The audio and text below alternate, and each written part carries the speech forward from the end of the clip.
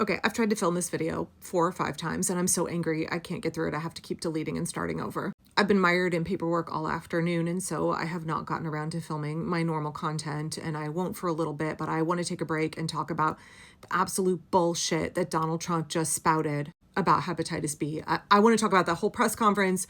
It bears repeating as long as it takes for RFK Jr. to be removed from office. He is an incompetent boob. He is incredibly dangerous. He is wholly unqualified to run the public health of 340 million Americans.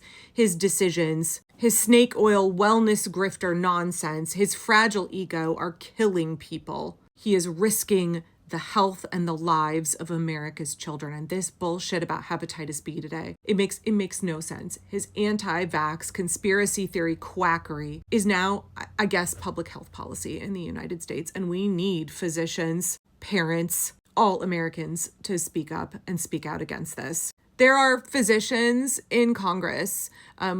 What are y'all doing? Let me just play the clip because it's just, oh my God. And then hepatitis B is sexually transmitted. There's no reason to give a baby that's almost just born hepatitis B. So I would say wait till the baby is 12 years old and formed and take hepatitis B.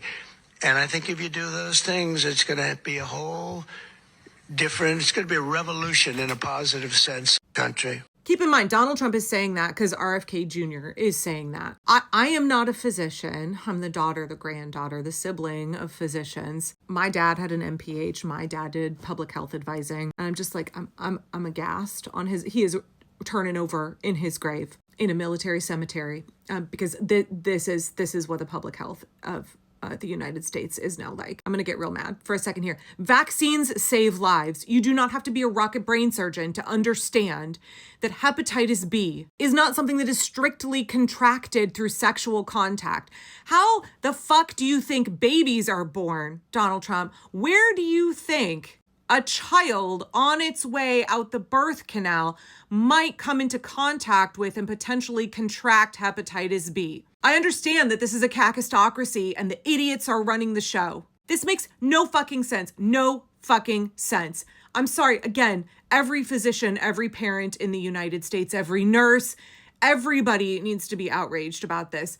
This kind of shit is going to get babies killed. There is no reason other than anti-vax conspiracy, anti-vax to alt-right pipeline conspiracy theory nonsense that would mean that we're no longer giving hepatitis B vaccines to babies. You don't have to take my word for it. You don't have to take my word for it. Please listen to Dr. Eric. He said this several days ago because this has been brewing, right?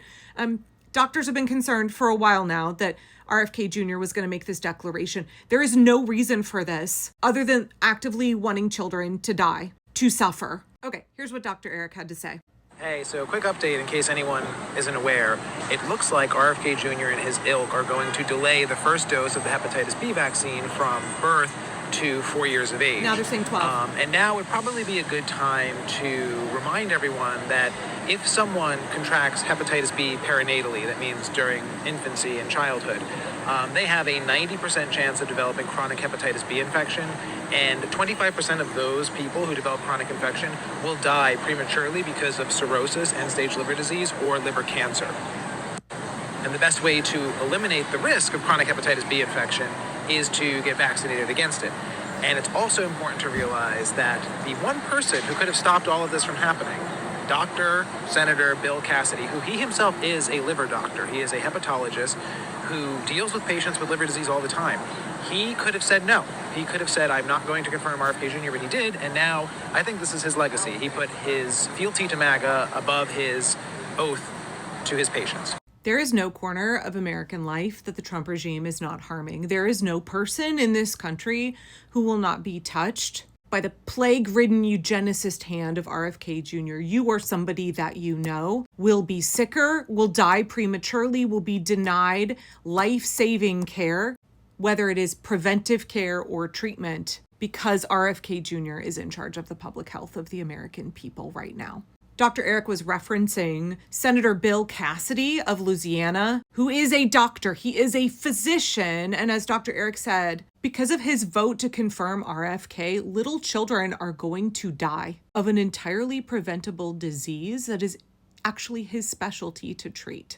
Bill Cassidy expressed concern about RFK Jr. being given this position because he's wholly unqualified. He promotes, spouts dangerous anti-science, anti-medicine, anti-vax rhetoric, and has for years. Bill Cassidy knew, as a physician, he knew it was a terrible idea to confirm RFK Jr. He did it anyway. Every single Republican in the House and the Senate has betrayed their oath to the American people, has betrayed their oath to democracy. They are betraying their constituents. They have chosen fealty, loyalty to Donald Trump above all else. Bill Cassidy is a doctor who has consigned children to die because he knowingly voted for RFK Jr. He knew he was incompetent. He knew RFK was unqualified. He expressed concerns about he fucking voted for him anyway. Now is a great time to call your senators, to call your reps in Congress and ask them why it is they are continuing to be a party of fascism, a party that is supporting Donald Trump, knowing that it is killing people in the United States. Suffering and death, that is the legacy of RFK Jr. And it's the legacy of Bill Cassidy because Bill Cassidy supported him as a physician. Bill Cassidy knew, and he said, my fealty to Donald Trump is more important than the lives of little children. It's more important than American democracy. Every last one of these Republican motherfuckers in the House and the Senate, they need to go. I know that the regime is trying to erode our free and fair elections. They're trying to suppress the vote in any way that they can because they know if we have a representative democracy, none of these guys will stay in office. What they're doing is deeply unpopular and deeply harmful. They know it and they're doing it anyway. They're going to do everything they can to hold on to power because they care more about their power and their wealth and their security and their comfort than the lives of your children. This is the legacy of Republicans. We need to make them own it, right? I said in a video recently that we have to create a backlash. Every horrible thing the regime does, we have an opportunity then to create a backlash effect. This news today, to me, is just absolutely horrifying. There's a lot of things I want to talk about today, but this to me is just enraged. I'm enraged. This is completely needless. There's no reason for them to do any of this other than because wealth, greed, power, their fragile egos, their eugenicist ideals. I guess they want people to die because that's what's happening. All of the decisions that RFK Jr. is making, they're going to result in more suffering and more death. And senators like Bill Cassidy support it. They know it's wrong and they support it anyway. Lisa Murkowski from Alaska, she said she knows the things that the Trump regime is doing are not good for Americans, but she's doing it anyway because she said she's scared. They're scared they're going to get primary. They're scared of, I don't fucking know what. I don't give a shit if you hear them say they're scared for their lives. They don't care about the lives of the little children who will be dying as a direct result of the decisions that RFK Jr. and Donald Trump make. Good time to raise hell. Good time to organize with your local grassroots group and figure out how you're going to push back. If you're in Louisiana, how are you going to push back? What are you going to do? What's the backlash effect that you're going to create? None of this needs to be happening. It's entirely needless suffering and death so that fragile men who didn't get enough love and attention from their daddies or have brains completely riddled with wormholes can seek to gratify their own egos and grift off the American people, grift off of the death of infants and children. How much more of this are we going to tolerate?